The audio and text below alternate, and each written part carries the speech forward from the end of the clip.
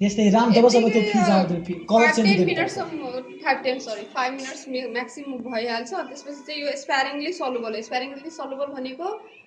धेरै यसमा सल्युबलाइज हुँदैन वाटरमा सो जति सल्युबलाइज हुन्छ बाँकी चाहिँ हामी के गर्छौँ फिल्टर पेपरले फिल्टर गरेर यसलाई के गरिहाल्छौँ त फिल्टर गरेर जुन फिल्ट्रेट हुन्छ त्यसलाई चाहिँ स्टोर गरेर राखिहाल्ने लेबलिङ गरेर फिल्टर आउट गरेर ठिक छ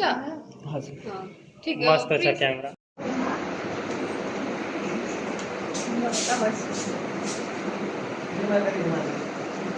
यो सबै हाल्ने नि मैले यसलाई चलाउनु पर्छ त्यो स्टाइलको यो धोएर पनि लाग्छ ल्याइरहेको छ स्टाइल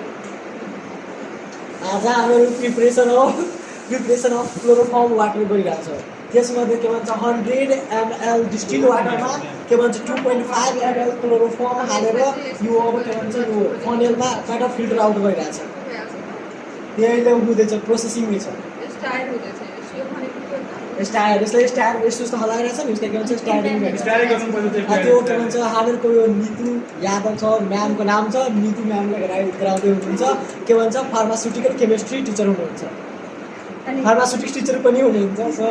अहिले फार्मास्युटिकल केमिस्ट्रीको फर्स्ट प्र्याक्टिकल आज हाम्रो छ 2083 साल 1 महिना 4 गते आज